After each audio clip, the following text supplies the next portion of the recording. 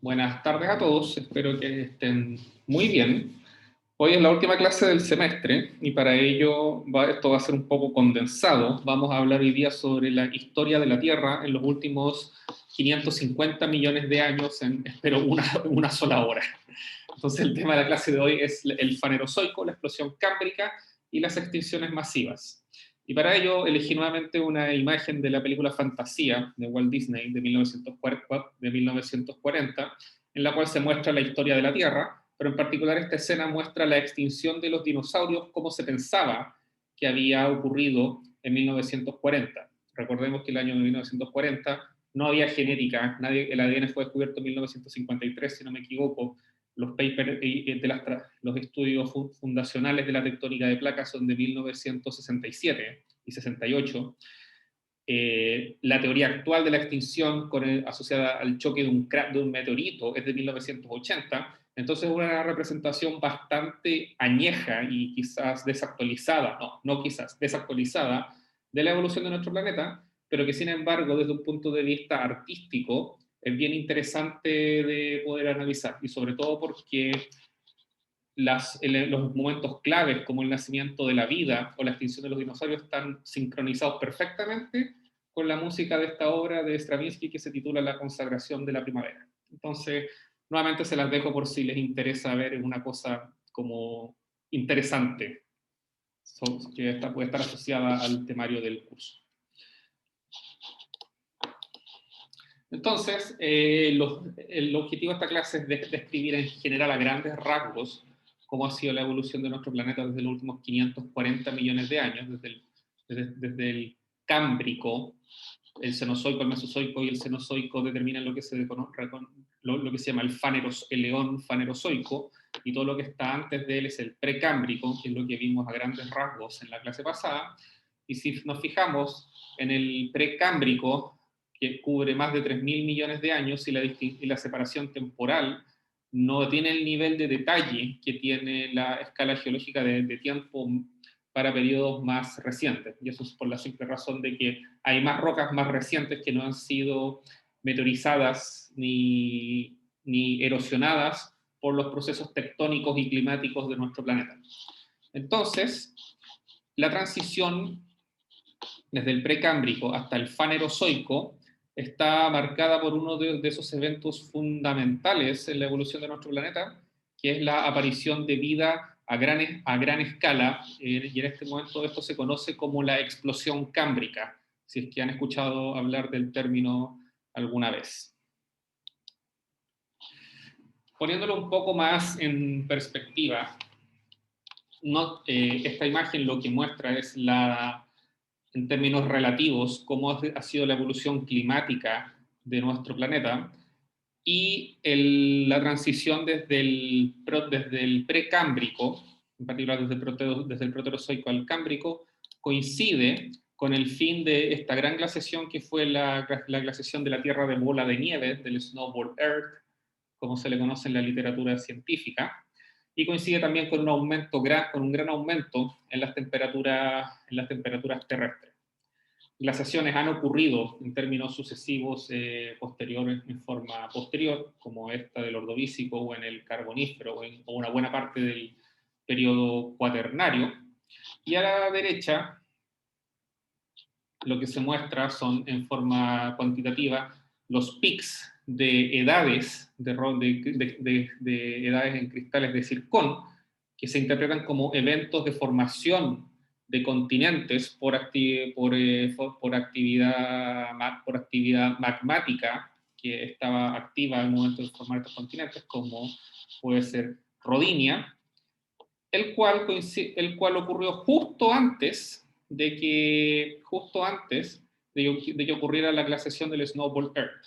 Como referencia, aquí nuevamente vemos la curva de los niveles de oxígeno de la Tierra y vemos que el aumento ocurre a los 2.500 millones de años con el gran evento de oxigenación de la Tierra.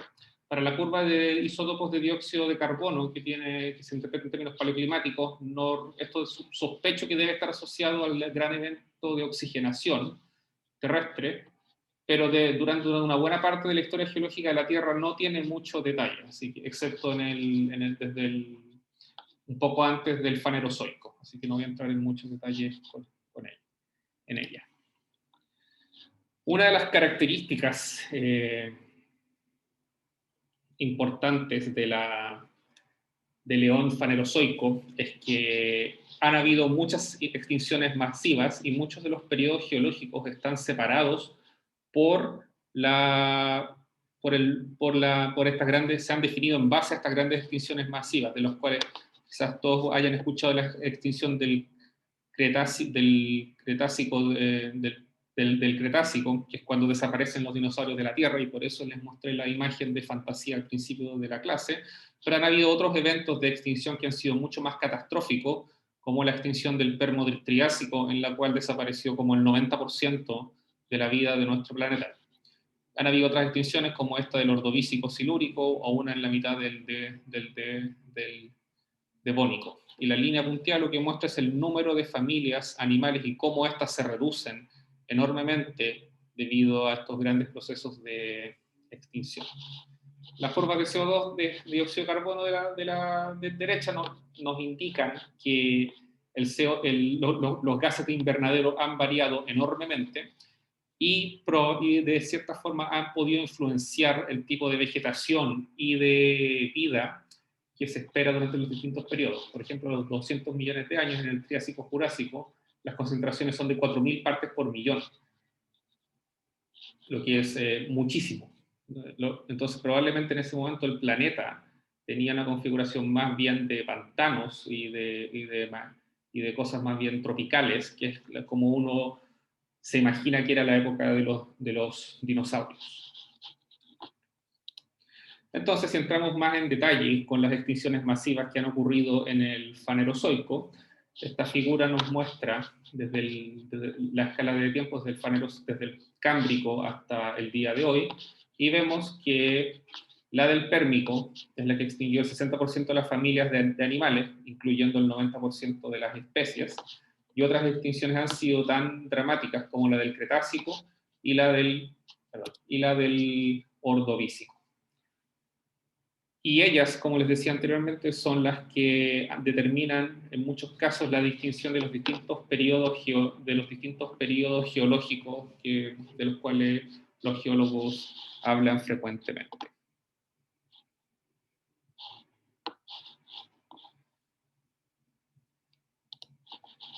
Ya. Espera un poco.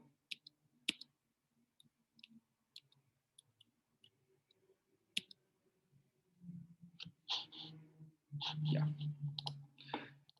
Entonces, ¿cómo era nuestro planeta en términos paleogeográficos respecto a cómo se interpreta que era la ubicación de nuestro planeta, de los distintos continentes actuales en ese momento?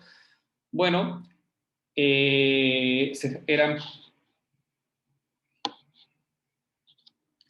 los continentes no se parecían en nada a la forma actual que tienen en nuestro planeta, y se estaban acrecionando para formar un megacontinente llamado Pangea. Y este megacontinente llamado Pangea, Chile, lo que se conoce, lo que se piensa que es el margen actual de Chile en esa época, se ubicaba en un fragmento, en el fragmento suroeste de lo que era este megacontinente de Pangea. En todo caso, hay mucha incertidumbre en la forma exacta de estos megacontinentes, y por lo tanto estas reconstrucciones paleogeográficas uno tiene que tomarlas con bastante cuidado debido a la gran cantidad de incertidumbres que tienen.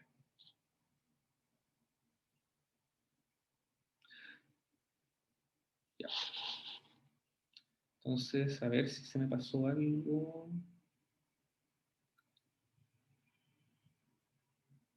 No, me corrijo. Esto, con Estados Unidos, América del Sur, África, Antártica, la India y Australia, es lo que se conoce como el megacontinente de Gondwana, mientras que Norteamérica es lo que se conoce como interpretada como el megacontinente de Laurentia. Entonces, cuando escuchen de Gondwana, es esto que era todo esto que está pegado el día de hoy y que fue separado en forma posterior producto de la tectónica de placas. Entonces, entrando ya en cosas un poquito que creo que son un poco más rigurosas, una de las características, la característica fundamental, y como ya he repetido varias veces, es que en el Cámbrico es cuando aparecen la mayor cantidad en masa de la vida en la Tierra, dejó un claro registro de evolución debido a que los organismos fósiles podían ya tener conchas que se pudieran preservar.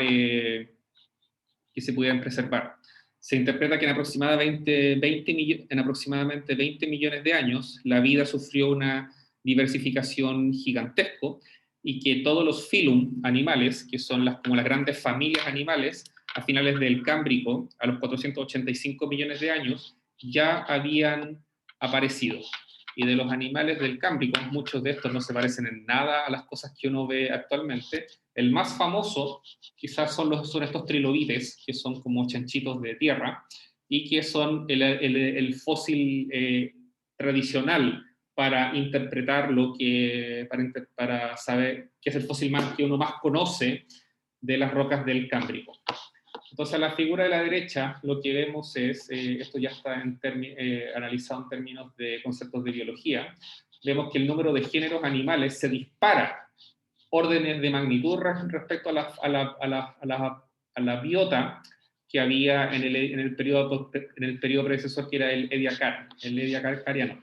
Las trazas fósiles también aumentan enormemente y el número de clases animales también aumenta. Nuevamente, no se sabe por qué la vida en la Tierra aumenta gigantescamente en ese momento, pero pueden suponer que si teníamos más vida, teníamos más oxígeno, y eso nuevamente pudo estar asociado a cambios climáticos que se traducen por ejemplo, en cambios en la cantidad de oxígeno en la superficie de la Tierra, sí, cosas de ese tipo. Entonces, ¿dónde puede ver uno la expresión, la explosión cámbrica? En Chile no hay rocas del Cámbrico. Como les dije en la clase anterior, si uno quiere ver la historia de la Tierra, estamos en el peor lugar, en uno de los peores lugares del mundo. Sí, pero si uno quiere ver cómo funciona la Tierra en tiempo real, es probablemente el mejor lugar del mundo con los terremotos y los volcanes. Entonces, uno de los lugares más famosos es lo que se llama la cantera de Walcott, que queda en un afloramiento de la Ludita de Burgess, que queda en las montañas rocallosas del oeste de Canadá, que están marcadas en esta ventana, en este mapa geológico de Canadá.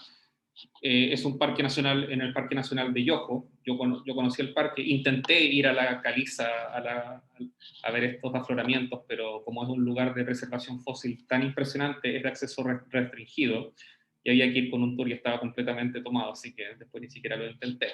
Pero aquí uno puede ver en un pedazo de una lutita de la cantera de Walcott, en la lutita de Burgess, un fósil de un trilobite. Y uno de los animales más famosos que se han descubierto en esta zona es Picaya, que es esta cosa que parece como una especie de anguila y que tiene la gracia de que tenía, al parecer, una columna vertebral. Entonces, por lo tanto, al tener una columna vertebral, eso se considera como un indicador muy importante en lo que es la evolución de las especies de la Tierra. Lo de la izquierda aquí no tiene, es más bien biológico, no vamos a entrar en mayores detalles, pero podemos nuevamente ver lo que es la curva de concentración de oxígeno de nuestro planeta. Entonces habíamos visto que en el gran evento de oxigenación esta se dispara, y nuevamente, como les mencioné, durante la explosión cámbrica, la concentración de oxígeno aumenta nuevamente, ya sea producto de la aparición de la vida o este evento de oxigenación, donde vemos que aumentó aproximadamente 20 veces, desde un 1% en presión de oxígeno hasta un 21%. Esto coincide o hace posible la aparición de la vida en gran escala en nuestro planeta. Y una vez que el oxígeno aumenta, es cuando la vida, cuando la vida evoluciona rápidamente. Y cuando me digo rápidamente me refiero a escalas de tiempo geológico. A escala de tiempo geológico.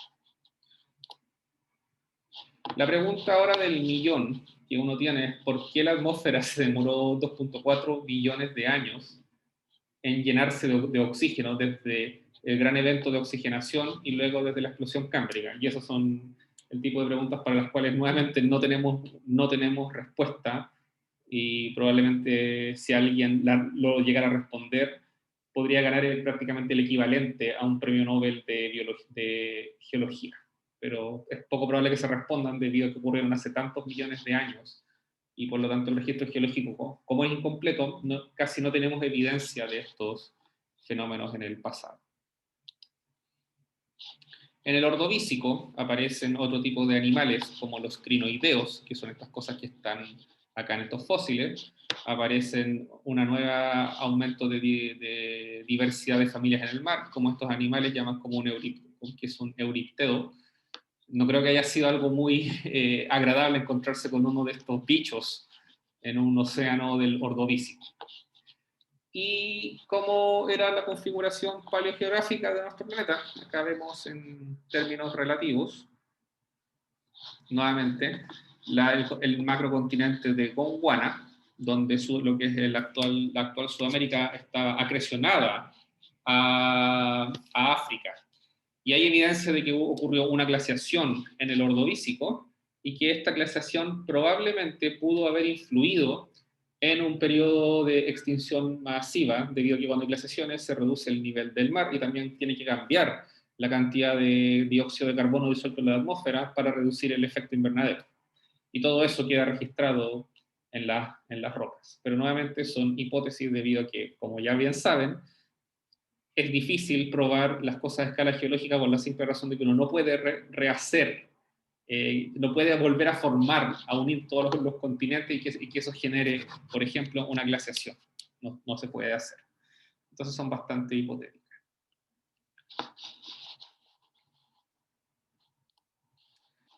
En el Silúrico aparecen condiciones de efecto invernadero. Esto lo sabemos por análisis de isótopos de carbono en rocas de esta época, entre los 445 y los 415 millones de años. Debido a los gases de efecto invernadero, aumenta el nivel del mar y por lo tanto los continentes se inundan y empiezan a aparecer las primeras plantas vasculares, como que se llaman los licofites. Y los ecosistemas terrestres también incluyen una nueva cantidad de vida, como 1000 pies, 100 pies, arañas, hongos, etc. En Chile no hay creo que no hay rocas del Silúrico, así que no tenemos evidencia de nada de esto en nuestro territorio. El periodo siguiente, que es el Devónico, se le conoce como la edad de los peces, debido a la gran cantidad de peces que existían, que se encuentran en el registro fósil de las rocas del Devónico. En Chile hay algunos afloramientos del Devónico, pero son muy, muy reducidos en extensión. De hecho, son casi despreciables respecto a lo que es al volumen de rocas que hay de esa época en el territorio de nuestro país. También hay un desarrollo de bosques de grandes dimensiones, en condiciones pantanosas, como muestra esta fotografía. Nuevamente la fauna seguían siendo muchos insectos, arácnidos de diverso tipo, como arañas, escorpiones, crustáceos y peces, incluyendo algunos que parecen como una especie de mini tiburones, como este Dicaplantus. Durante el Devónico es cuando algunos de estos peces se arrastran, empiezan a arrastrarse por la tierra y empiezan a respirar con pulmones y a desarrollar y a hacer que por la teoría de la evolución, a adaptarse y a hacer que las aletas empiecen a transicionar hacia patas propiamente tales. El periodo siguiente es el Carbonífero, de los 300 a los 350, 300 millones de años, y el nombre es bastante evidente, uno lo puede asociar a carbón, y es precisamente porque muchos de estos bosques tropicales, cuando mueren y toda esta materia orgánica es enterrada, forman los grandes depósitos de hidrocarburos y de carbón que se encuentran en muchos lugares del mundo.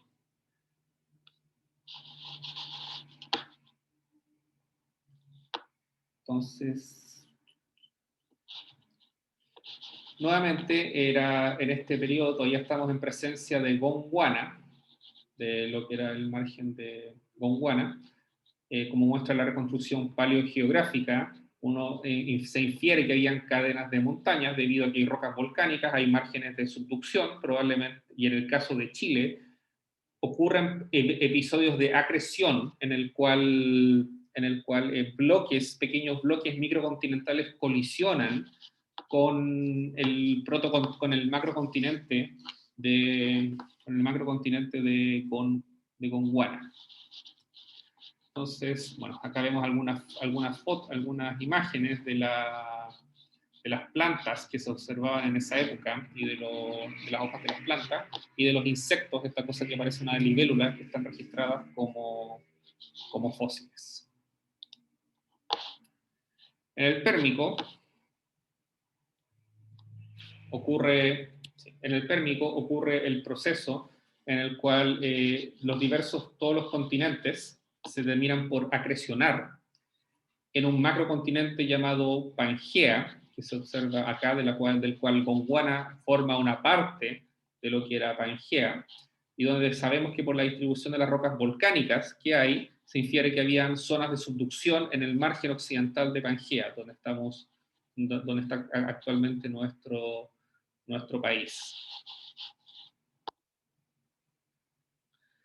En términos de evolución y de la vida, empiezan a aparecer los reptiles en masa, como estos que se observan acá, como estos lagartos gigantes que parecen dinosaurios, pero en verdad no son los dinosaurios típicos que uno espera que aparecen más adelante en el periodo mesozoico. Y luego de que termina el Pérmico, que duró 50 millones de años aproximadamente, el Pérmico termina con uno de los eventos catastróficos más importantes en la historia de nuestro planeta, que es la extinción del Permo-Triásico, donde estas dos fotos lo que muestran son el registro geológico, estratos de rocas sedimentarias en el sur de China, donde se observan capas de roca, de depósitos de caída volcánicos. Aquí, esta otra foto en China, donde vemos afloramientos de arenisca, y afloramiento de calizas de color negro y de algunas lutitas que son estas black shales, de las cuales estos contienen mucha vida, pero las capas que están arriba de ellas contienen muy poca vida. Y lo que uno observa es que si en alguna de estas formaciones geológicas uno realiza análisis químicos, uno encuentra una concentración anómala de mercurio, que no es un elemento que se encuentre muy frecuentemente en las rocas en general. Entonces, una hipótesis que se tiene sobre estas mega extinciones masivas son debido a eventos de grandes erupciones volcánicas, como de las cuales la que corresponde al Permo-Triásico son las lavas trapianas de Siberia, y hay otros eventos como el CAMP, que contribuyen a la apertura del Océano Atlántico varios millones de años después, o las lavas del Deccan, que también están asociadas a la extinción del Cretácico terciario, del Cretácico paleógeno. En este caso, lo que son las traps siberianos son un conjunto de coladas de lava basálticas que se observan en la parte norte de Siberia. Esto es un mapa, un bosquejo geológico que está en ruso, está en ruso. Ahí dice lava en el alfabeto cirílico. Acá dice tufi y tufiti, que son rocas volcánicas, depósitos de caída. Y estos traps siberianos, que son coladas basálticas, cubren un área geográfica gigantesca de Siberia. Y de hecho, contribuyeron a la formación de grandes depósitos minerales en el norte de Siberia. De hecho, los depósitos de paladio más grandes del mundo están en este sector, en una ciudad que se llama Norilsk. como complemento es bien interesante el cómo fueron explotados estos depósitos, porque como están en lugares en condiciones climáticas tan extremas, en los años están por sobre el círculo polar ártico, la extinta Unión Soviética, la forma en la que lo hicieron fue literalmente utilizar a los presos políticos que tenían y los mandaban acá para que pudieran explotar estos depósitos, porque nadie en forma voluntaria iba a querer irse a vivir al norte del círculo polar al norte del círculo polar ártico. Entonces, estos traps siberianos son lo que se llama un LIP, en inglés es una Large Igneous Province, una gran provincia ígnea, y la figura esquemática de la derecha lo que muestra es en morado la formación de estos traps siberianos en un periodo de 1.2 millones de años, en los cuales la sucesiva inyección de diques genera este gran volumen de coladas basálticas. Y como los magmas basálticos, si recuerdan la clase donde vimos fotos al principio de la erupción que todavía está ocurriendo el día de hoy en Islandia, esto es como esa erupción, pero 1000 veces, o no sé, 5000 veces más grande. Esto libera azufre, libera gas, libera CO2, en especial cuando los basaltos producen metamorfismo de contacto sobre las rocas sobre la cual son emplazados, y esto puede generar un cambio atmosférico gigantesco. Entonces se infiere, una teoría es que la extinción de la fauna del Pérmico fue producto de la erupción en masa de estas grandes coladas de lava basáltica en Siberia. Cuando uno dice en la cultura popular habla de geología, lo que se viene más a la mente, sobre todo gracias a películas como Fantasía, es el periodo mesozoico, que está formado por el Triásico, el Jurásico y el Cretácico, y que corresponde a la era de los dinosaurios. En nuestro país, este es el momento en el cual el registro geológico de rocas empieza a estar representado en gran volumen, pero aún así no hay muchas, o sea, hay hartas rocas del Mesozoico, principalmente volcánicas e intrusivas. Hay en la cordillera de Santiago, allá en el sector de Baños Morales, hay unidades del Jurásico y del Cretácico que tienen fósiles marinos, como la formación Lo Valdés, la cual tuvieron que analizar en el control pasado. Pero en general, debido a que estamos en un margen de subducción, y aquí el país es bastante angosto, el volumen de rocas del Mesozoico en nuestro país, o sea, de rocas sedimentarias que podrían tener fósiles de dinosaurios, es muy pequeño. Tienen que ir a Argentina, donde están las grandes cuencas sedimentarias de esa época. Pero hay algunas zonas del norte de Chile, de hecho en la quebrada de Guatacondo, hay algunos lugares donde hay huellas de dinosaurios. Y nuevamente, algunos de estos periodos geológicos están separados por, de nuevo, grandes extinciones masivas. En el Triásico, a los 237 millones de años, en el macrocontinente de Pangea abarcaba de polo a polo, del polo norte al polo sur, pero esto iba a cambiar durante los próximos 40 millones de años. Nuevamente se empiezan a diversificar las diversas familias de animales, donde acá vemos que donde los mamíferos primitivos empiezan a aparecer empiezan a aparecer a mediados del Triásico, y en forma posterior las familias animales se diversifican para dar origen al grueso, a la mayor parte de los seres vivos que hay en nuestro planeta al día de hoy.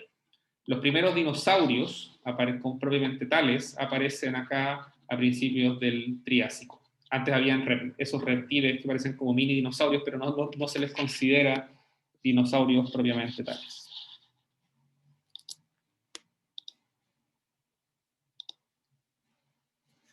Nuevamente hay evidencia de una extinción masiva a fines del Triásico, y esta está asociado a lo que se llama el CAMP, que es el Central Atlantic Magmatic Province, que es la provincia magmática del Atlántico Central, que ocurre al mismo tiempo en el cual este macrocontinente de Gondwana se empieza a desmembrar. Y se empieza a desmembrar porque los macrocontinentes son fenómenos transientes, son fenómenos transientes. la convección en el manto que produce la tectónica de placas eventualmente va a hacer que estos continentes se separen. Y la evidencia de que se separaron está documentada en las dorsales oceánicas en el patrón de anomalías magnéticas simétrico que se puede registrar y que dio origen a la teoría de la tectónica de placas. La separación de los continentes, de África, de Norteamérica y de Sudamérica, queda registrada por grandes volúmenes de rocas volcánicas en esta provincia del Camp, de los cuales están en Brasil, en los países del oeste de África y en algunas partes del sur de Estados Unidos, incluso en las montañas Atlas, que es un cordón montañoso que queda en Marruecos. Entonces, nuevamente, los volcanes, claro que a esta vez ahora no es a escala, es más bien la actividad volcánica, no es un edificio volcánico el que produce esto, sino que son, imagínense las dimensiones de esto, estamos hablando de algo que tiene dimensiones del largo de prácticamente todo el continente de Sudamérica. Entonces son eventos cataclísmicos de escala planetaria. En este momento, como ya se empieza a desmembrar, se empiezan a desmembrar el megacontinente de Pangea, y Gondwana empieza también a fragmentarse levemente en el Jurásico, y en el Jurásico es cuando empiezan a aparecer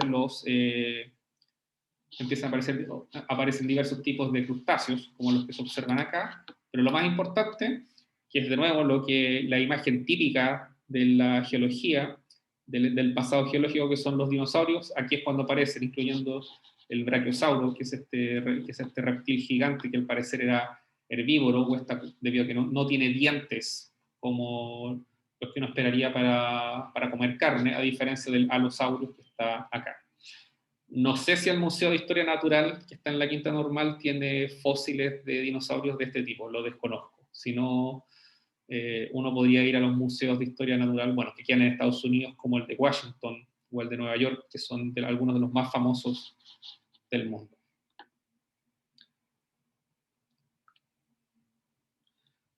Una cosa que también es importante mencionar en términos de vida es que durante este periodo empiezan a aparecer animales como el Archaeopteryx, que es un híbrido entre un dinosaurio y un ave. Es un dinosaurio volador. Los dinosaurios siguen existiendo durante el Cretácico, y de nuevo aquí en condiciones de clima muy cálido, probablemente la separación de los de los continentes, la fragmentación de Pangea, incluyendo su parte inferior que era Gondwana, produjo cambios climáticos debido a que cuando se separan cambia la circulación oceánica, y si tienen alguna noción de esto, los procesos de circulación oceánica controlan el clima de la Tierra. Entonces, cuando uno separa las masas continentales, eso cambia el flujo de agua en el océano, y eso tiene una influencia directa en el tipo de clima que se observa. Entonces, durante el Cretácico el clima se pone cada vez más cálido, aumentan los gases de efecto invernadero, y durante este periodo es nuevamente donde uno obtiene la imagen típica del pasado geológico, de nuevo como sacada de Jurassic Park, con dinosaurios carnívoros, dinosaurios herbívoros. En Argentina hay muchas rocas sedimentarias, y ahí es donde uno encuentra gran cantidad de fósiles de dinosaurios. Otros lugares que yo sé donde hay fósiles es en los desiertos del oeste de Estados Unidos, en lugares como Utah, en los estados de Utah o de Wyoming, hay mucha roca sedimentaria de esta época, incluyendo lugares donde uno puede encontrar una enorme cantidad de fósiles. Y esto que se observa acá, que es Ramus, es un ejemplo de la flora que hubo en el Cretácico. Durante este periodo aparecen las aves en gran escala, incluyendo esto que es un fósil de un ave, que se observa en un artículo científico publicado hace algunos años. Y esto es como los naturalistas, los biólogos han inferido que podrían haber vivido cómo se veían estas aves cuando vivían. Pero el periodo Cretácico no duró mucho tiempo y que también terminó producto de, nuevamente, como ya pueden inferir, de un evento cataclísmico, que fue la extinción del Permo del Cretácico terciario. Esta concentración, esta extinción, se sabe que se extinguieron porque cuando uno analiza en zonas donde tiene rocas del Cretácico, rocas del terciario más reciente, uno ve una desaparición enorme de los fósiles, ya no aparecen. Pero en la transición uno observa una cosa que no se había observado antes, que son capas de arcilla, de minerales de producto de meteorización, que son caolinita y esmectita, y además una concentración muy anómala del elemento iridio. El iridio es un elemento que está más bien en los meteoritos, no es un elemento que se observe, es un elemento que tiene una concentración muy baja en las rocas de la Tierra. Y eso llevó a que en 1980 Walter y Luis Álvarez, padre e hijo, Walter Álvarez fue un premio Nobel de Física, propusieran la teoría de que esta concentración de iridio es evidencia de un impacto gigantesco de un meteorito en la Tierra y que eso cambió y que eso fue lo que produjo la extinción en masa de los dinosaurios. Nuevamente, si ven fantasía, ahí los dinosaurios no se extinguen por la colisión de un meteorito. Y eso nos muestra de que la geología, las grandes teorías que tenemos los geólogos sobre cómo evolucionó nuestro planeta, en general son mucho más recientes que, por ejemplo, los avances que han habido en química o en física, donde los principios fundacionales han existido por más de 100 años o 200 años, en el caso de las leyes de Newton, por ejemplo. Lo que se muestra a la derecha es un es un tubo de roca que uno saca, que se obtuvo en el ODP, que es el Programa Internacional de Perforación del Fondo Oceánico, donde uno encuentra esta capa, que contiene una cosa que se llama tectitas, que son material fragmentado, producto de la colisión de un meteorito con la Tierra. Entonces, las rocas más abajo, bajo el impacto, bajo la unidad del impacto, tienen vida, y las que están arriba, cuando dice devoid, quiere decir sin. Entonces, no tienen ninguna vida.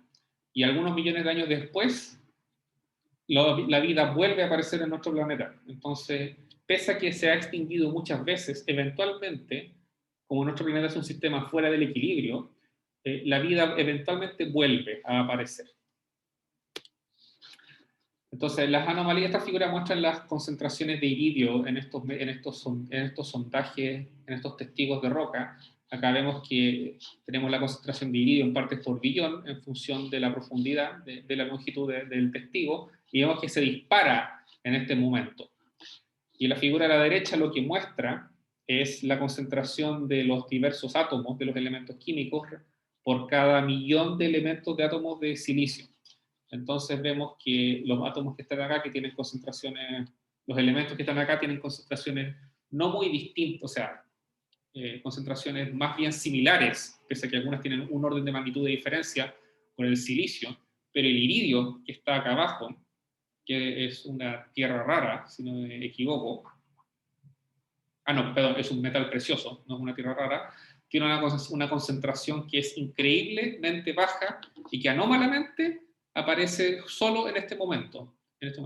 Y por lo tanto, y como tiene una concentración tan baja, excepto en meteoritos, y eso lo sabemos al analizar los meteoritos con instrumentos, con técnica geoquímica, inferimos que ocurrió la colisión de un meteorito en este momento. Y desaparecen, por lo tanto, a los 65 millones de años. Entonces, ¿cómo sabemos dónde está este meteorito? De nuevo, esto se descubrió hace 50, a principios del año 70, explorando petróleo en la cuenca del Golfo de México, que es una cuenca petrolera gigantesca. Y por eso cuando uno habla de, no sé, del Golfo de México, no se le ocurre Texas en Estados Unidos, que es un estado donde todo es petrolero, donde la economía completa está asociada a los grandes depósitos de petróleo que hay en esa zona. Entonces, este cráter que se descubrió realizando exploración petrolera es el cráter de Chicxulub, supongo que esto está en el idioma náhuatl de los aztecas, como muchas cosas en México, y es un cráter de impacto. La actividad tectónica de la Tierra ha borrado, perdón, y la actividad climática de la Tierra han borrado una buena parte de la evidencia geológica para ver este cráter de Chicxulub, pero sabemos que con imágenes geofísicas se puede ver. También hay evidencia más bien morfológica, como los anillos de cenote. Los cenotes son estas especies de pozos de agua subterránea que se forman en rocas calcáreas que hay en toda esta zona. Entonces la alineación de cenotes nos podría indicar también que aquí hubo el impacto de un meteorito que produjo esta capa de iridio en muchas de las rocas del límite cretácico terciario, y que por lo tanto eso está asociado a la extinción de los dinosaurios hace 65 millones de años aproximadamente.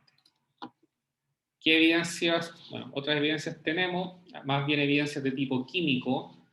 Estas evidencias morfológicas de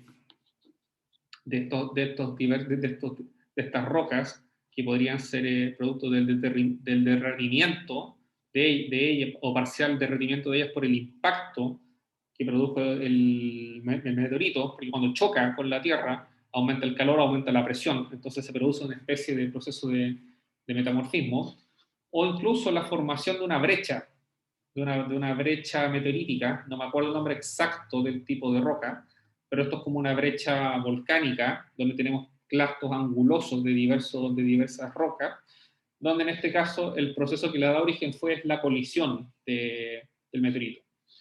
Esta figura muestra probablemente un patrón de difracción de alguna luz, de luz sobre un cristal de cuarzo normal, y uno que fue impactado por el meteorito, y se observa un patrón de distorsión de la luz, y eso probablemente es porque el meteorito cambia parcialmente la estructura, el cuarzo, cosa de que esta especie de difracción de la luz se vea un poco distinta.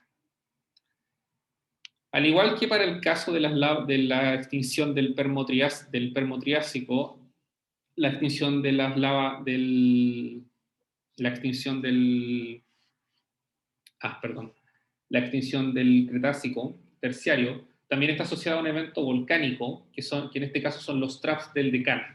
Y el Deccan es una zona que queda en el este de la India, y este gigantesco volumen de rocas volcánicas, acá vemos una sección geológica donde tenemos más de 100 kilómetros de capas de rocas volcánicas parcialmente basculadas, fueron depositadas horizontalmente, pero procesos posteriores después las basculan. Se pueden imaginar la cantidad de actividad volcánica que hay que tener para producir una columna estratigráfica de más de 100 kilómetros o de casi 200 kilómetros de extensión. Y esto ocurrió cuando la India se separó de la parte sur de Gondwana y se movió por sobre el punto caliente de la Reunión. La Reunión actualmente es una isla donde está un volcán que se llama el Pitón de la Fournaise, que es uno de los volcanes más activos de la Tierra, y ese punto caliente es análogo al punto caliente de Hawái, por ejemplo. Entonces, se infiere que cuando pasó la India, desplazándose antes de colisionar con la placa de Eurasia para formar los Himalayas, al pasar ocurre este gigantesco volumen de erupciones volcánicas, y que también liberan gases que pueden cambiar el efecto invernadero sobre la Tierra y por lo tanto producir extinciones en masa. Acá a la derecha vemos una columna estratigráfica una columna estratigráfica de las rocas de los troughs del Deccan.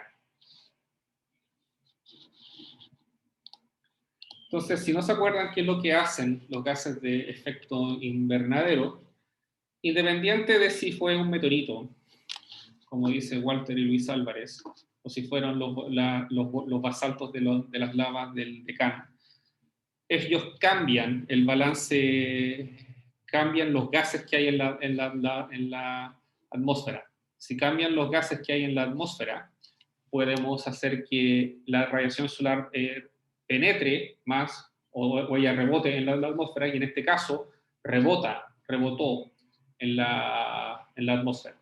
Entonces, estos gases disminuyen la cantidad de radiación solar que hay, hace que disminuya la temperatura, y eventualmente, nuevamente, en algunos millones de años, al cambiar el clima, la vida empieza a morir.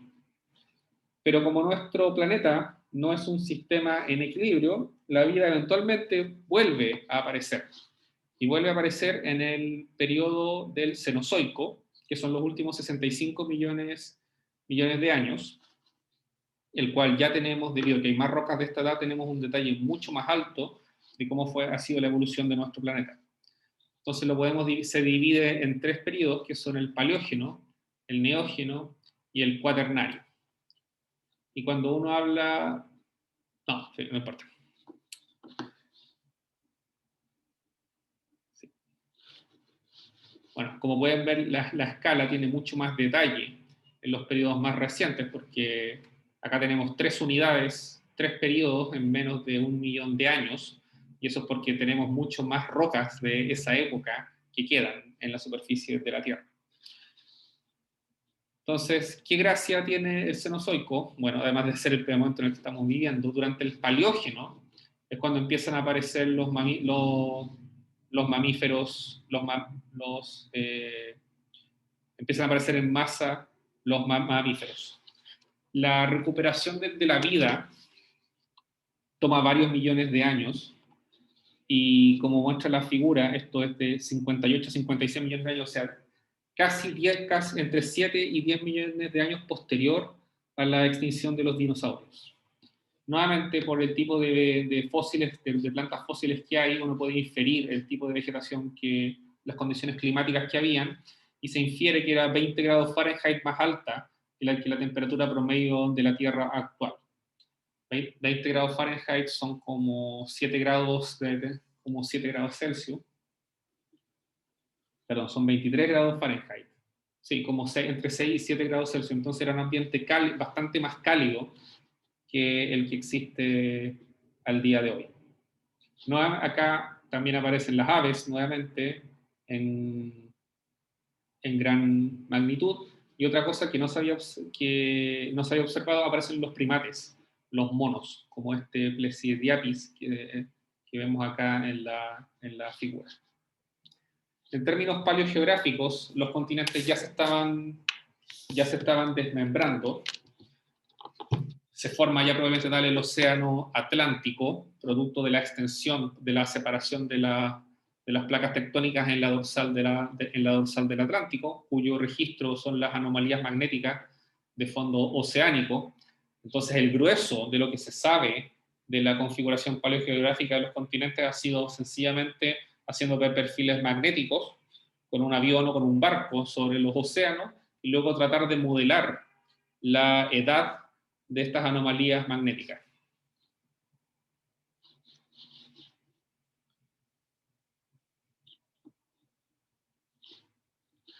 Una cosa que en términos paleogeográficos también es importante mencionar es que el movimiento hacia el norte de la placa de África y de Arabia para colisionar con la placa de Eurasia cerró lo que es el océano de Tetis, que es esta cuenca que se encuentra acá.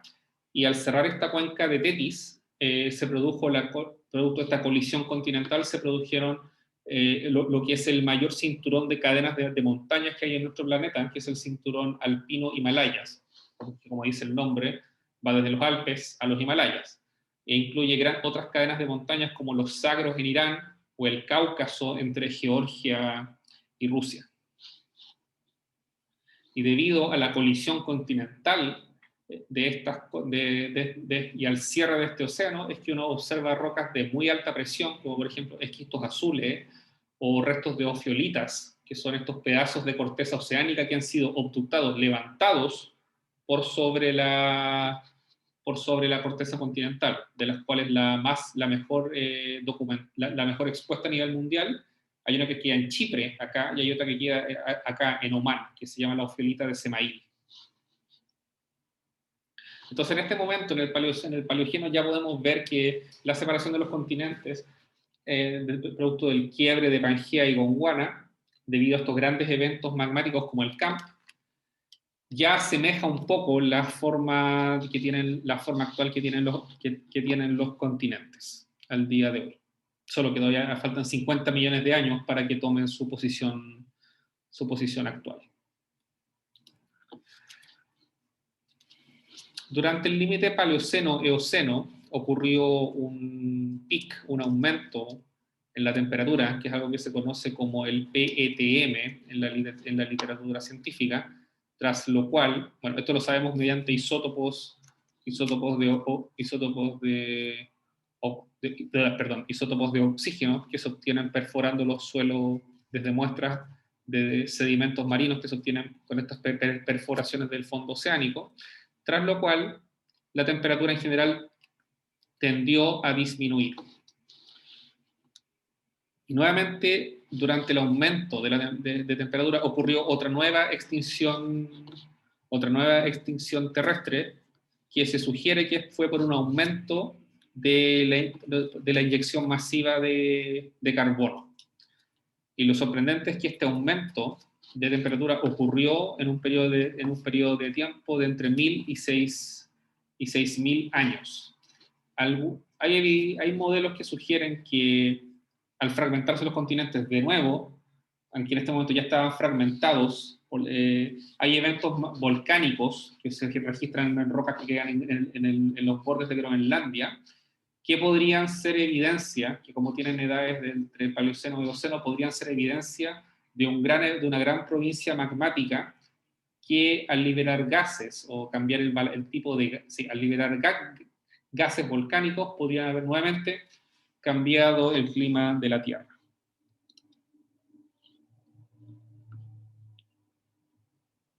Bueno, esto es alguna de la fauna que se observaba justo antes de este máximo termal del Paleoceno-Eoceno. Parece como un poco la fauna de las sabanas subtropicales de África, con hartos mamíferos, estos primates como el Cantius, bosques como los bosques de las sabanas tropicales. Nuevamente, como hubo un aumento de la temperatura, hubo un efecto invernadero, pero no sabemos, para variar, por qué cambió ni qué lo causó. Entonces, esto es un ejemplo de un artículo de hace algunos años de la revista Nature Geoscience, que es una de las revistas más prestigiosas en ciencias de la Tierra, donde esta persona de apellido Sakos es uno de los científicos más destacados en lo que es en temas de evolución paleoclimática de la Tierra, y él propone que el aumento del dióxido de carbono en ese momento es insuficiente para explicar el aumento de la temperatura en el Paleoceno-Eoceno. Entonces ahí uno tiene que empezar a buscar otro tipo de explicaciones, que pueden estar asociadas, por ejemplo,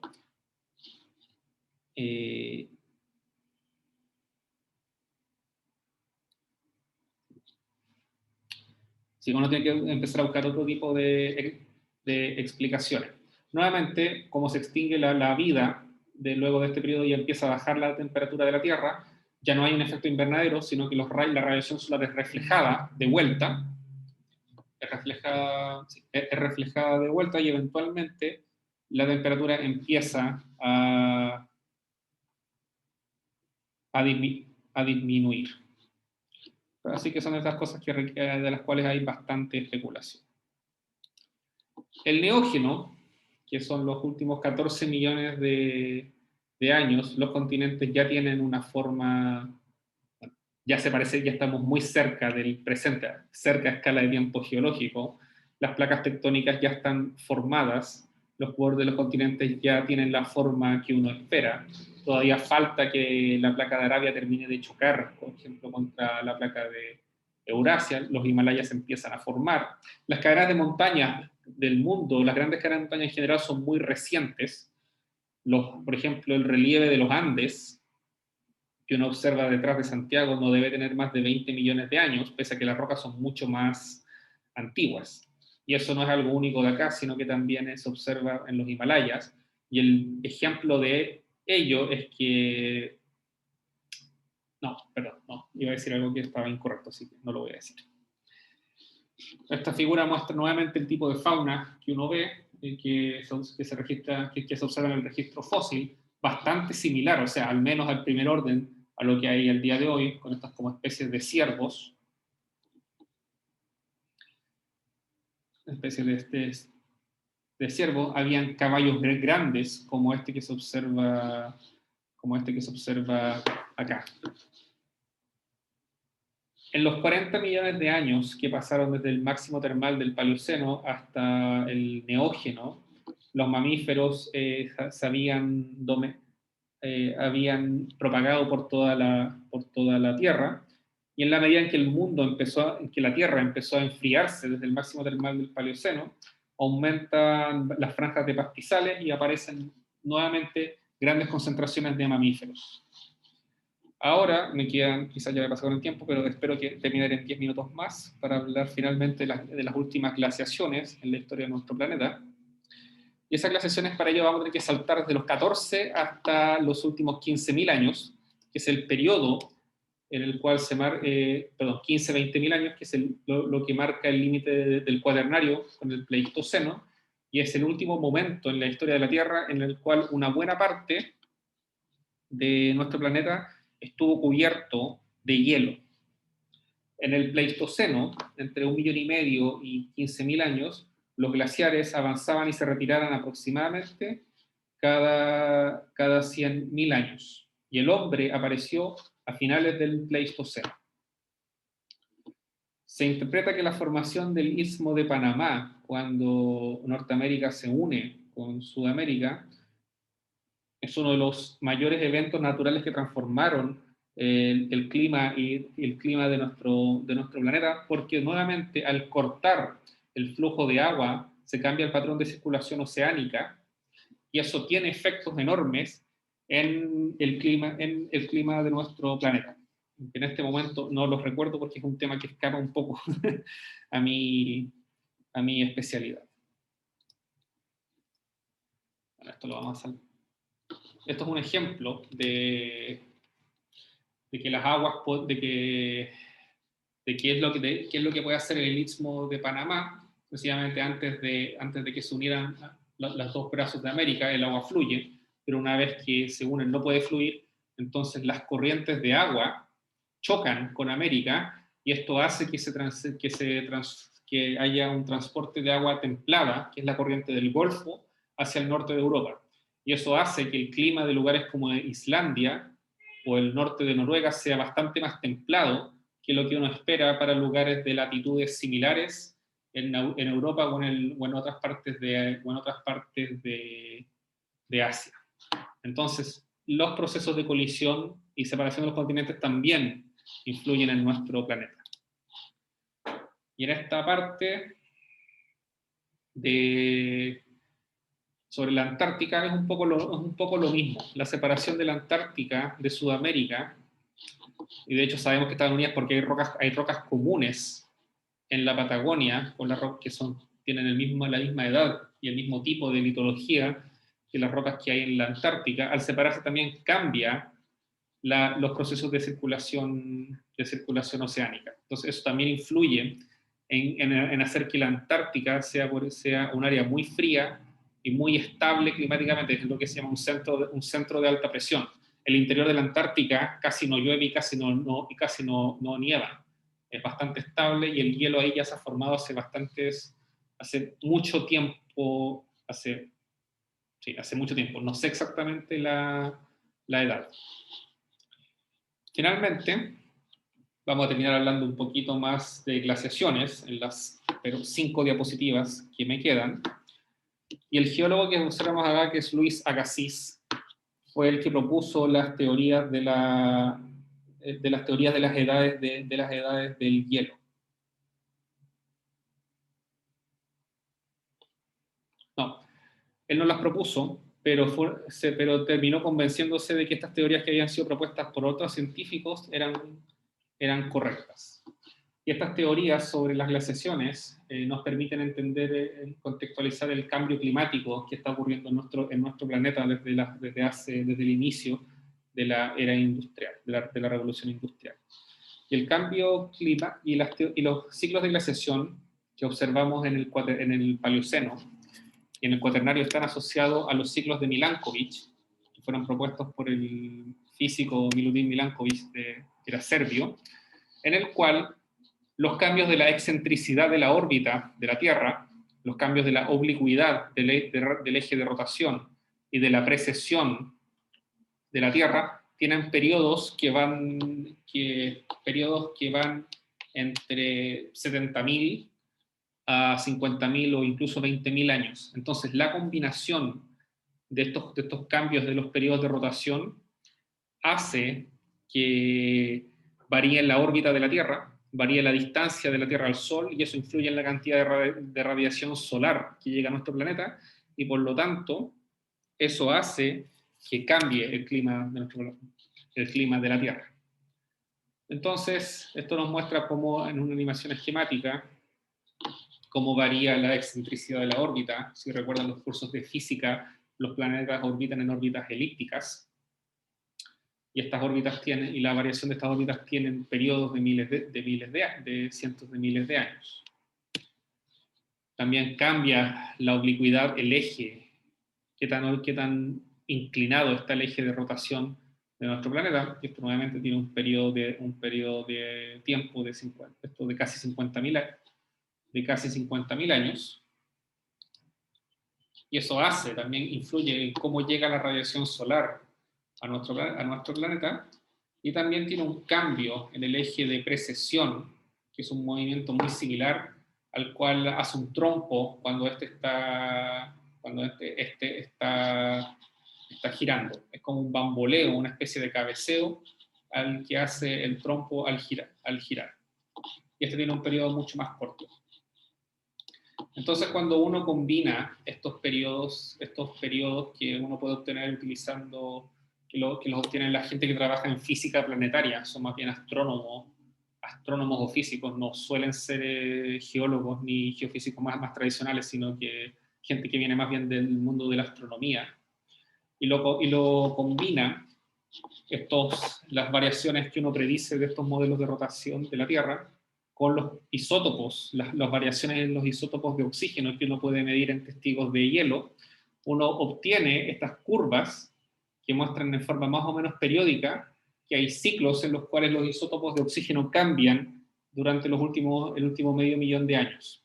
Entonces, si se fijan, esto que está acá tiene el primer orden una forma muy similar a esto. Entonces nos indica que la disminución en lo que se llama el delta O18, que es un isótopo de oxígeno, está asociada a glaciaciones, mientras que el aumento está asociado a deglaciaciones.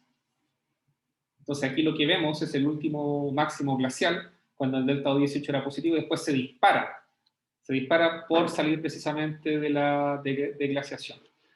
Y esto uno lo combina con un modelo que está derivado de la predicción de todas estas señales orbitales, y uno ve, la forma se parece, así que probablemente los ciclos de Milankovitch son los que han hecho que cambie el clima de la Tierra a escala geológica, pero no a la escala en la cual lo estamos obteniendo actualmente debido a la combustión de combustibles fósiles.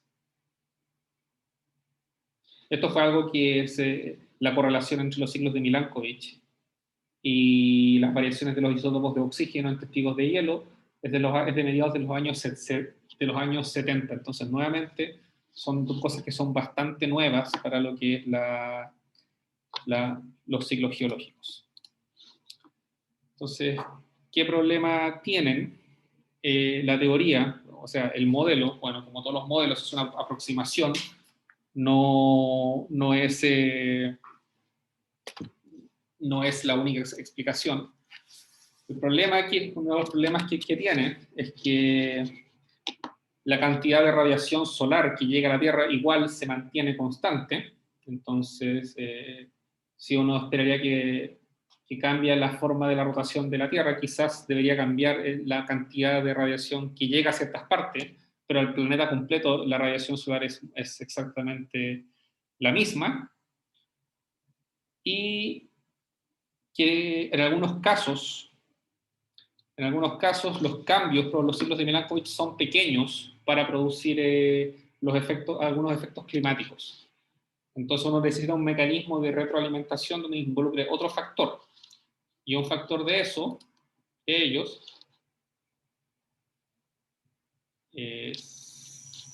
esto lo voy a saltar porque no lo recuerdo.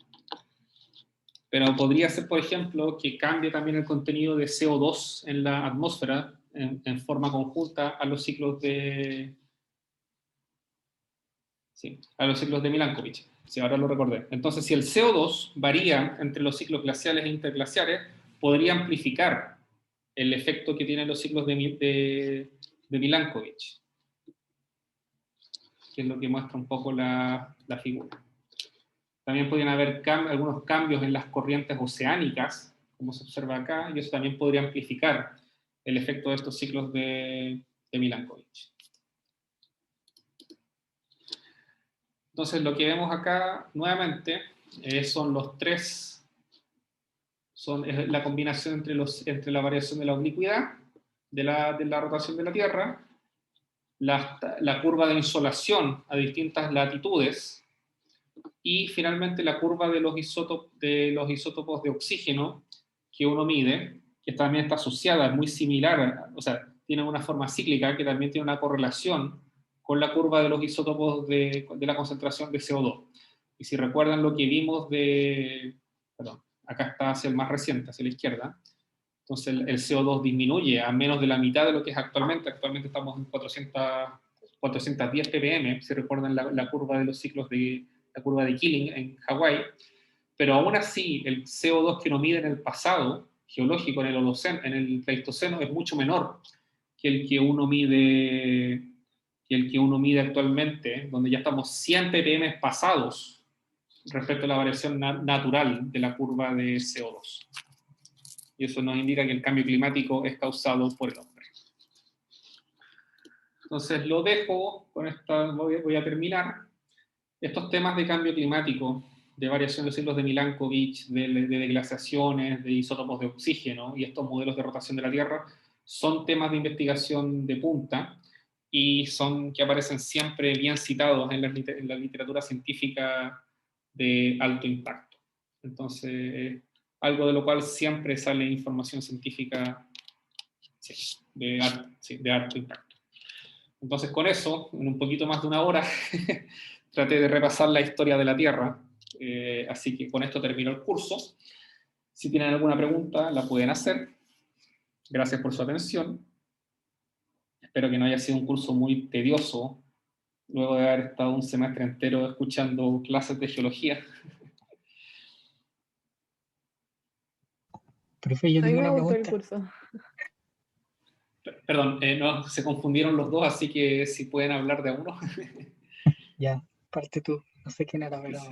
dale. No, yo dije que me gustó el curso, a pesar de que haya sido online y que en Ya, realidad yo no estoy estudiando geología, sí lo encontré muy interesante y me gustó bastante la materia.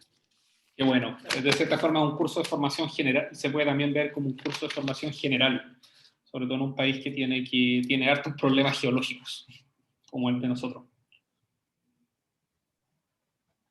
Ahora, Profe, sí. ¿Sí?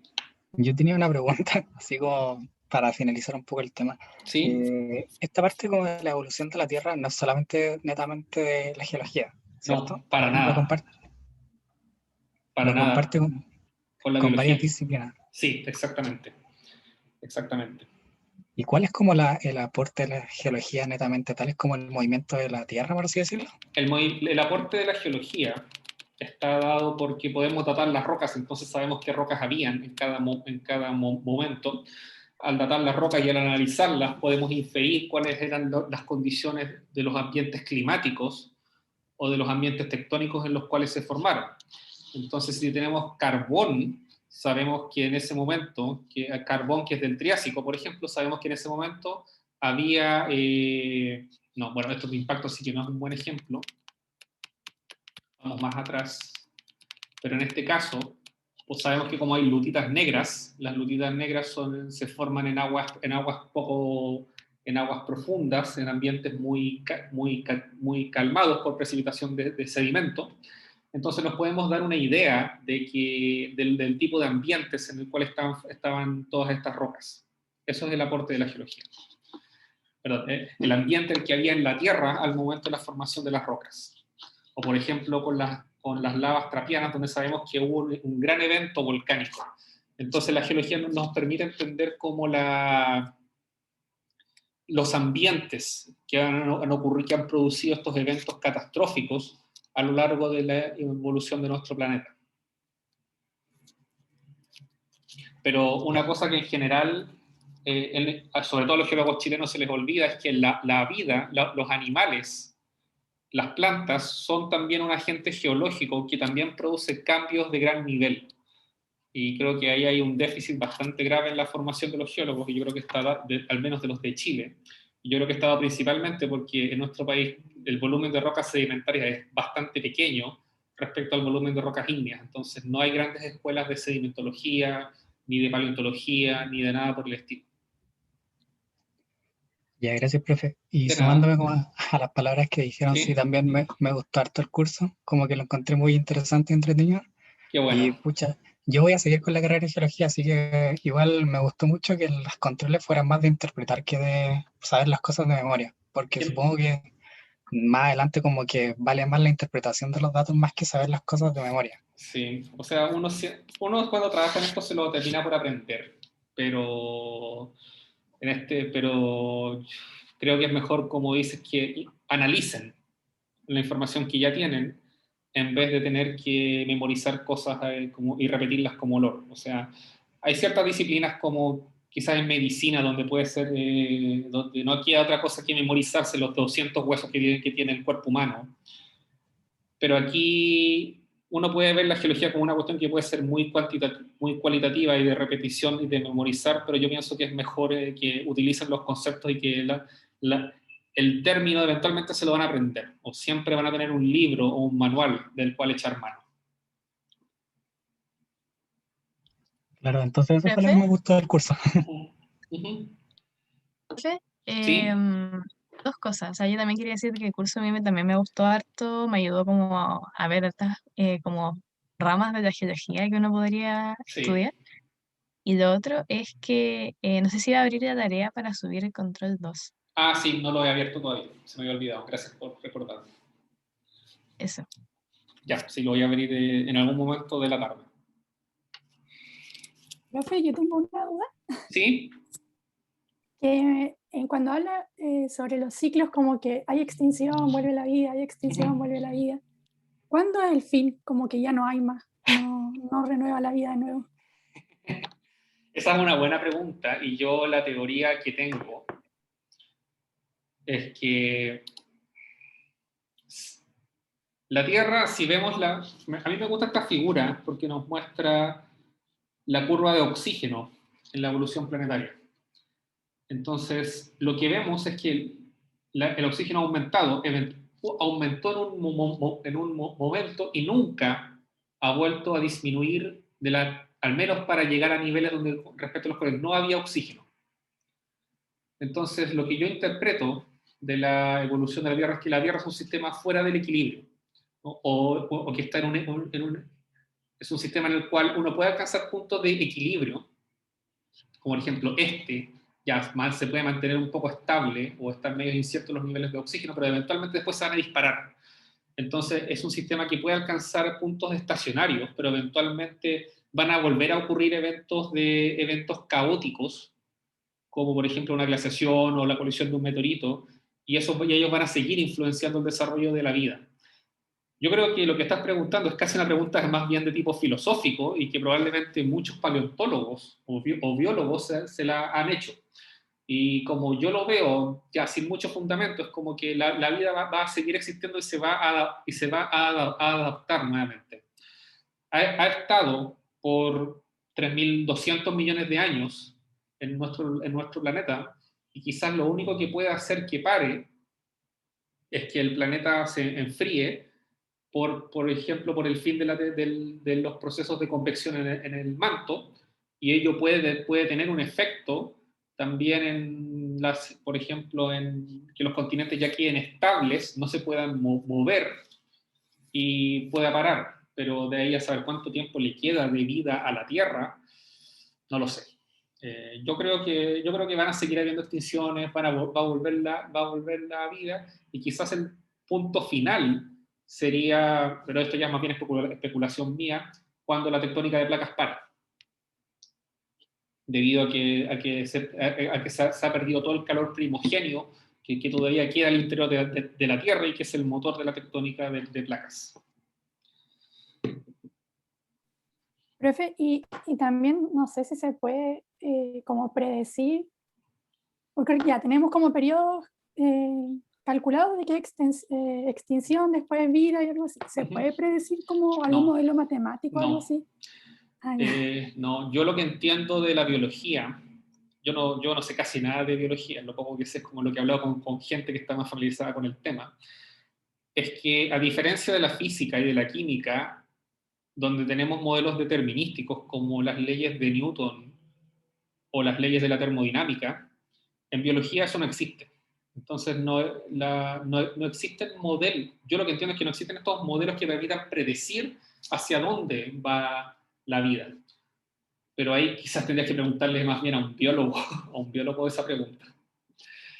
Entonces, al parecer no habría una forma de predecir hacia dónde cómo podría evolucionar la vida en el futuro. Ya, muchas gracias. Y también muchas gracias a usted por las clases y todo. De nada. No es fácil enseñar un curso bueno, en verdad no es fácil enseñar un curso de ningún tipo utilizando en forma remota. Así que les agradezco la paciencia de estar conectándose sistemáticamente para escucharme hablar de todos estos temas. ¿Alguien tiene alguna otra consulta antes de terminar el curso? Profe, yo tengo una pregunta del control. Sí, adelante. La pregunta 4, cuando pregunta sobre el punto 3 y 4 que dice si las velocidades de retroceso son constantes o no, hay que comparar como las 3 velocidades de los 3 glaciares. Ya. Sí. Y en la parte 4 de la misma, donde habla de la curva de Killing, y si es que el cambio climático afecta de la misma forma a zonas geográficas similares, ¿eso también hay que analizarlo respecto a los 3 glaciares o hablar de forma más general? No, ahí hay que hablar más bien de tipo general. Ya. Gracias. De nada.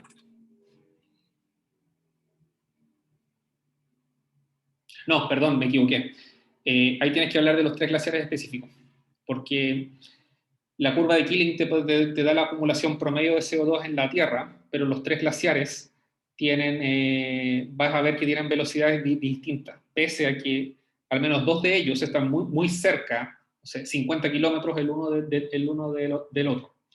El de San Rafael está hacia el otro lado, está hacia la costa, al sector más costero, entonces tiene un clima que es distinto al que tienen los de, por ejemplo, el Viedma y el Uppsala, una zona mucho más lluviosa. Entonces quizás la idea es que vean esas variaciones locales, si es que hacen sentido, ¿no?, con el calentamiento global de la Tierra en general. Ya, entonces lo de Killing es solamente para guiarnos. Sí, Ya, exactamente. perfecto. Muchas gracias. Sí. ¿Más dudas, consultas, preguntas? ¿Profe? ¿Sí? ¿Podría abrir la tarea como luego? Es que yo al menos tengo que salir en la tarde, entonces no creo que alcance a subirla, así que la sube como pasado las 4. Ya, entonces ya termina la clase y lo activo en 5 minutos. ¿Ya? Gracias, profe.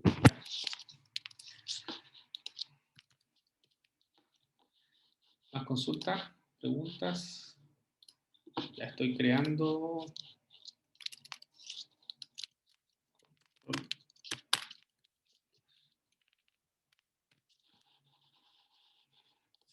Se me había olvidado hacer la aplicación para que puedan subir la tarea.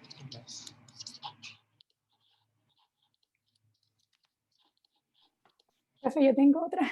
Sí, adelante. Es que si ya es difícil como ver todos los palios en la Tierra, ¿cómo lo hacen como para la Luna o Marte y todo eso? Ajá, espera, dame un minuto y te digo el tiro. Espérate. Estoy haciendo esto.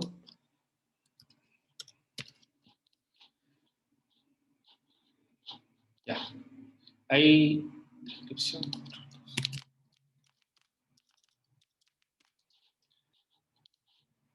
Listo, ahí está. Ya, entonces ahora pueden empezar a subir las tareas. Si es que, ya la terminaron. Perdón, ¿podrías repetir la pregunta? Ya como ver todos los palios en la Tierra es difícil, ¿cómo lo hacen para la Luna, Marte y todo el otro planeta? Ya, ahí es... a ver, déjame tomar la clase de geología planetaria para que pueda compartir esa clase.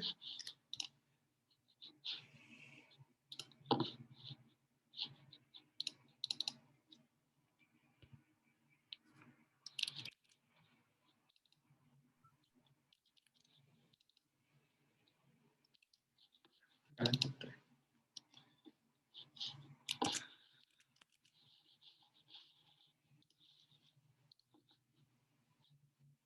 ¿Ves la clase? ¿La de planetaria? ¿Se ve? Sí. Ya, principalmente cuando los geólogos planetarios utilizan los mismos principios que se utilizan en la Tierra. Entonces, la Tierra se usa como el análogo para inferir cómo eran los ambientes en otros planetas. Entonces, por ejemplo, esta fotografía que te muestra la superficie, como es rojo, uno dice ya deben haber hartos minerales oxidados, producto del gran volumen de rocas basálticas, del cual debe estar hecha la corteza en Marte, debido a que en Marte ahí están estos grandes volcanes, como el Monte Olimpo, que están asociados a estos grandes puntos calientes. Entonces se usa un raciocinio de esa forma. Y se usa mucho análisis morfológico, como el que les pedí que hicieran en el control 1, donde, por ejemplo, si vemos zonas elevadas, ya pueden ser volcanes.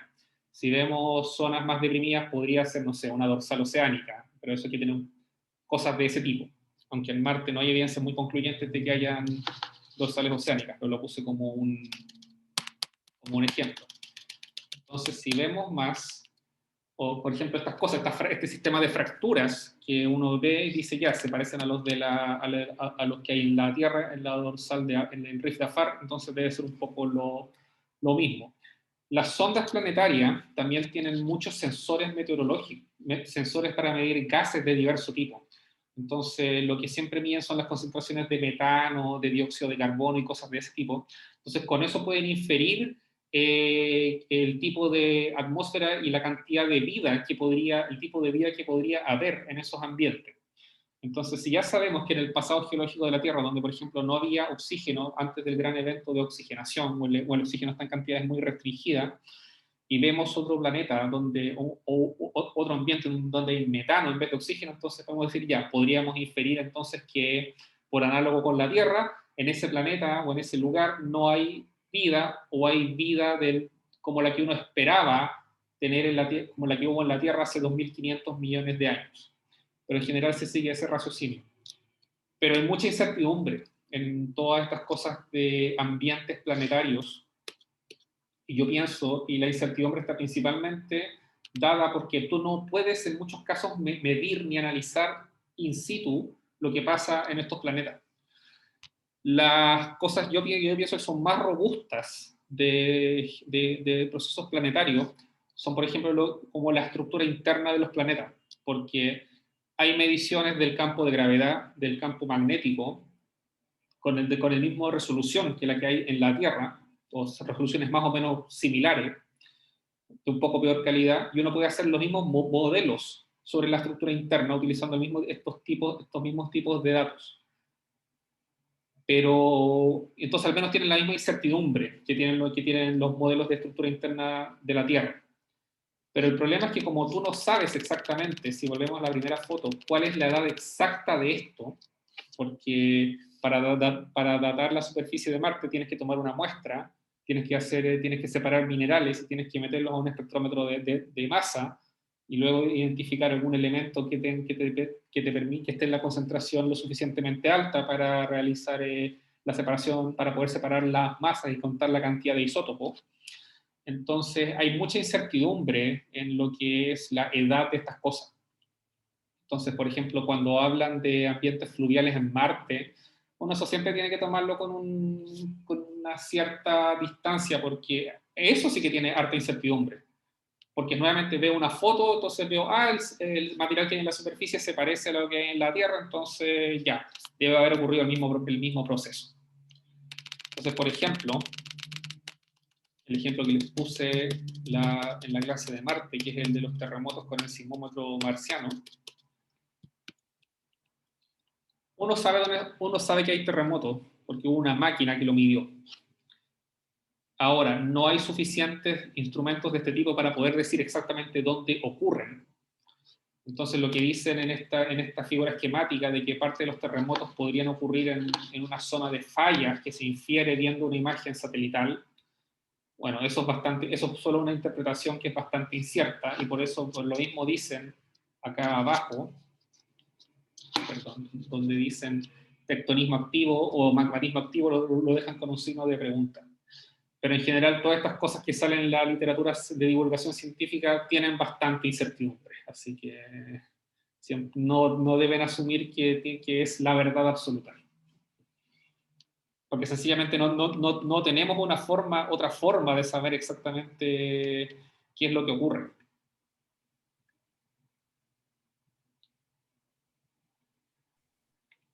Profe, ¿en general hay hartos geólogos planetarios o no? Depende del lugar del mundo donde estés.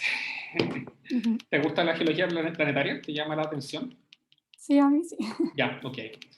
Eso está asociado a que tengas principalmente una agencia espacial.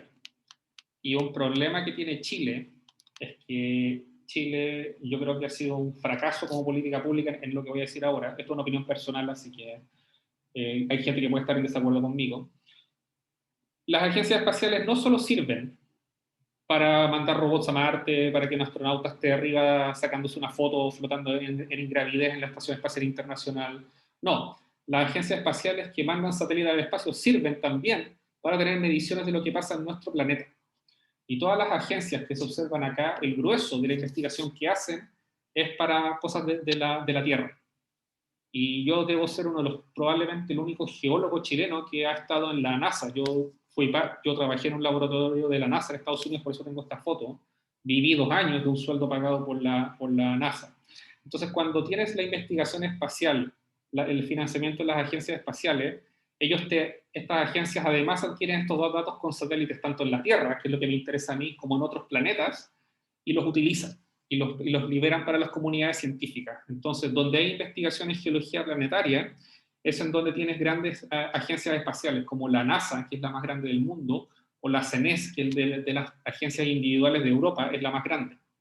Entonces, lamentablemente, en Chile, como no hay agencia espacial, todo lo que es planetario, satelital, es visto como algo increíblemente lejano, de lo cual uno no sabe cómo acceder a esta información. Y yo, como trabajo con muchas imágenes satelitales para estudiar volcanes y terremotos, soy probablemente la única persona en Chile que tiene acceso expedito a muchos de estos datos satelitales. Entonces, ¿a dónde voy con esto? Como no hay agencia espacial, el campo de la geología planetaria como línea de investigación en la práctica no existe en Chile, en nuestro país. Pero en Estados Unidos está lleno, en Canadá está lleno, en Francia está lleno, en Alemania está lleno. Entonces, está asociado a que tengas una institución de este tipo, porque ellas son las que se encargan de desarrollar la tecnología para adquirir esta información y hasta que esta información después esté disponible para que los científicos la puedan utilizar.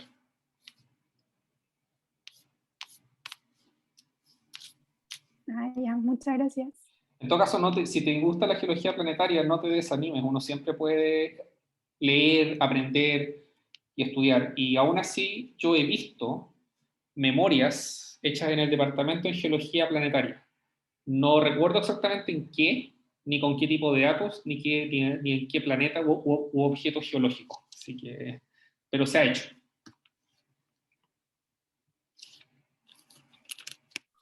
¿Profe? ¿Sí?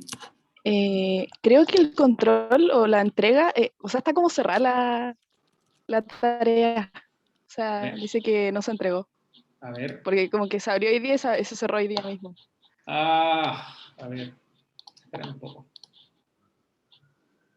Fecha de inicio, publicada, sí, aceptar. Dice que... Espérame. Déjame ponerle la fecha de ayer para que... A ver ahí.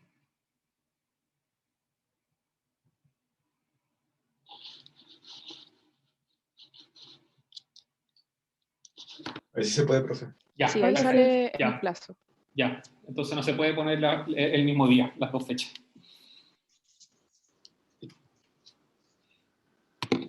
Sí, ahí. Ya. Ahí sí. Muchas gracias. De nada. ¿Más preguntas? ¿Consultas?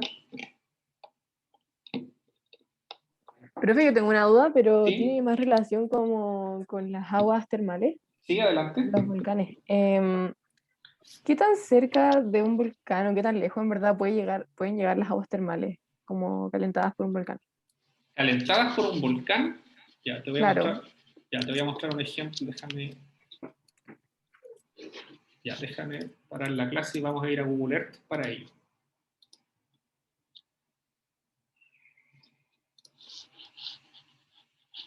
Espera un poco. Voy a cerrar todos los programas que tenía abiertos.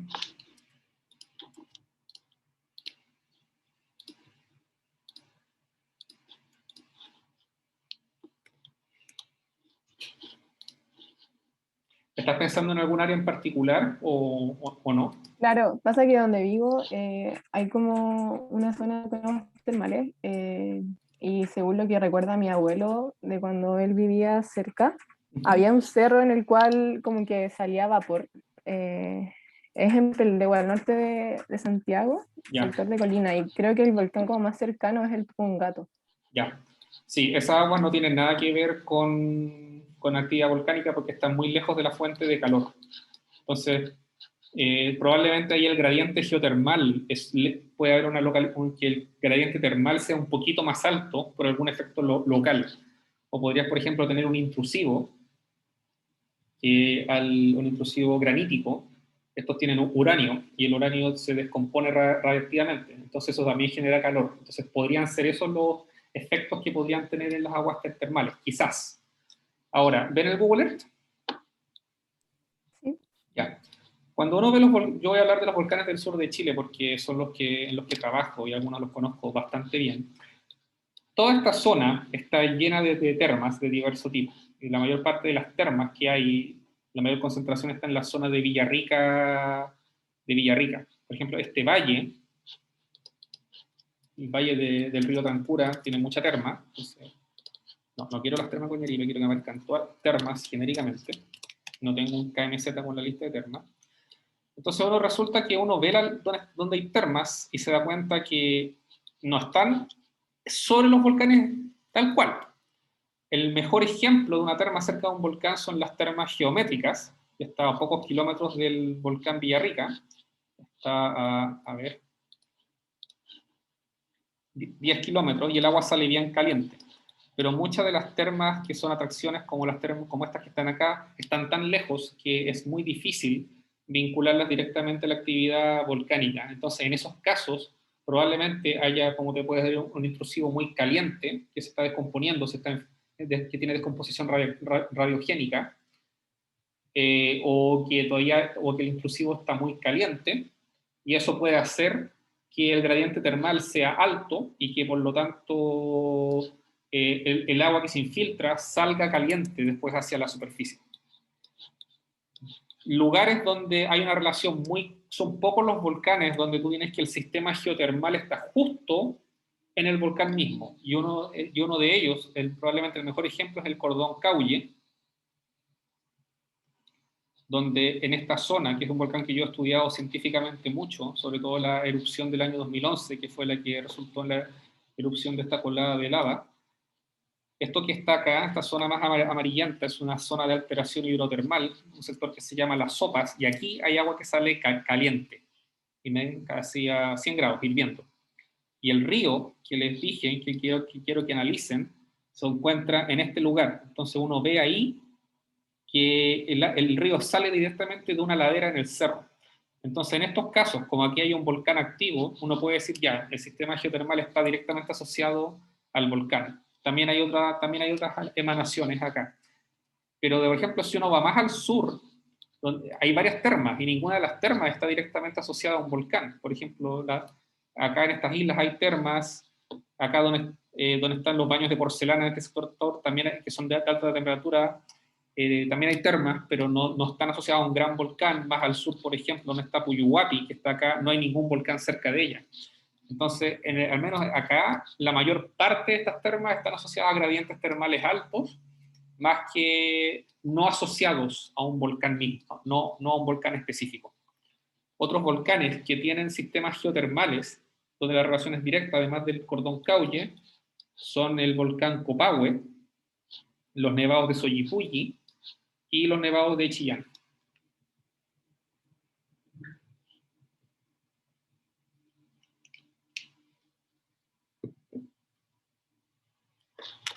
Ya, profe. Muchas gracias. De nada. ¿Más preguntas? ¿Consultas?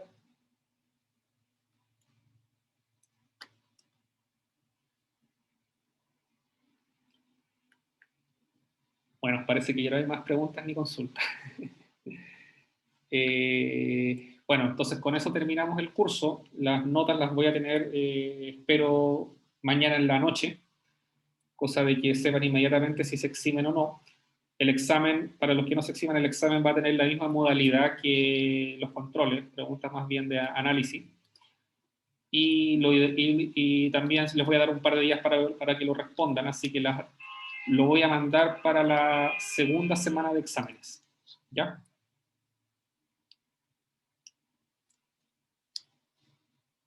Eso. Ya, profe, muchas gracias.